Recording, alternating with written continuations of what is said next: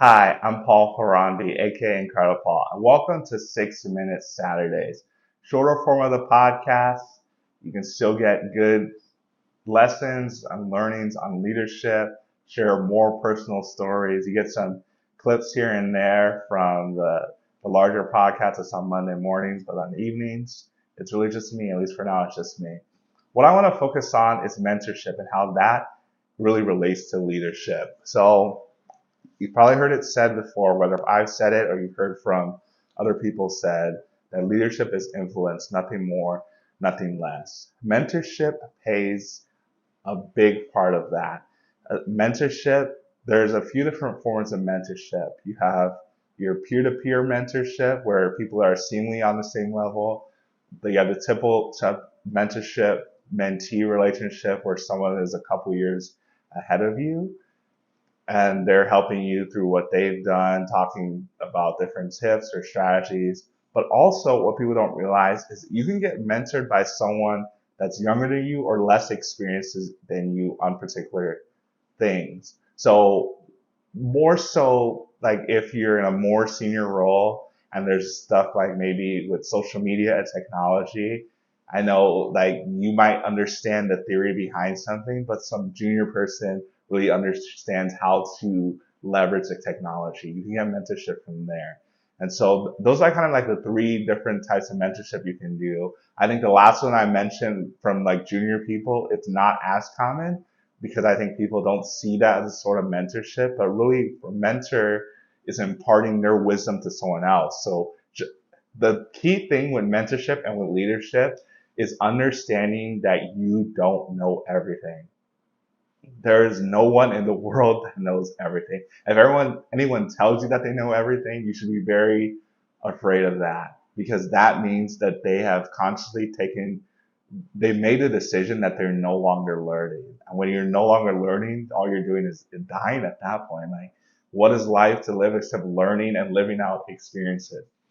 But one key thing, like when you're getting mentorship from someone that maybe is younger or more junior than you, is it takes a lot of humility, because a lot of times you think the senior person is going to know more stuff, but you need to lean into what the other person knows. And what we don't often realize as leaders is that acknowledging what someone else does better does not diminish what you bring to the table. So that happens in a lot of different times where maybe there's a specific task that someone wants to do, and then they outline it a specific way. Maybe you don't even outline it a specific way. You have a picture in your head on how it's supposed to be done, but then someone comes in with a fresh new perspective and does it a different way. And yes, it's one thing to allow them to do it a different way and to get good results. I think it's another step to be intentional and learn from how they're doing it.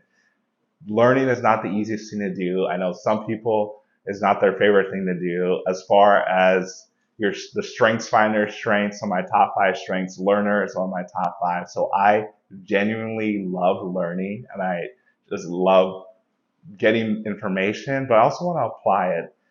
That's a subject for another 6-Minute Saturday as far as applying knowledge. But I'll briefly just say, if you are gaining all the knowledge in the world and you're not applying it, you're basically just taking a lot of stuff in, and you're like the Dead Sea. The Dead Sea is the Dead Sea because it's constantly getting fed in from other resources, but it doesn't flow out. And so it's key that when we are taking stuff in, we're letting it flow out as well.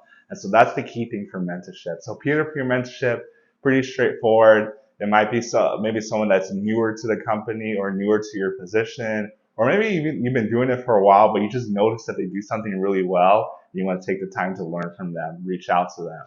And then the more common one that we see from people who are more senior or in a higher role, manager role, and they are able to they share their path and their story and what they're doing to help guide you. At the end of the day, a good mentor is going to ask key coaching questions, because mentorship is important as far as like sharing your story, but that you as leaders, we want to make sure that we are empowering people to be the best versions of themselves, or what I call be the most incredible versions of themselves. Because the variety and diversity that comes from different stories and people, it is incredible. It is amazing.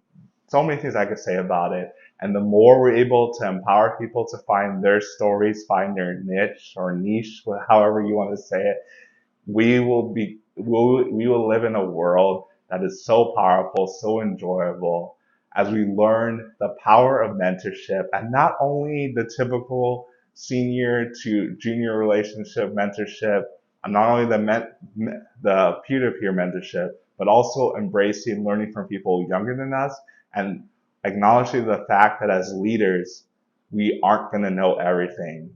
And as leaders, the first thing we do is listen. When we listen, we can learn. And after we learn, then we can effectively lead. Hope you enjoyed this episode. If you're just listening to it, you can watch it on YouTube as well. Reach out if there's any topics you want me to talk about so you can keep being incredible.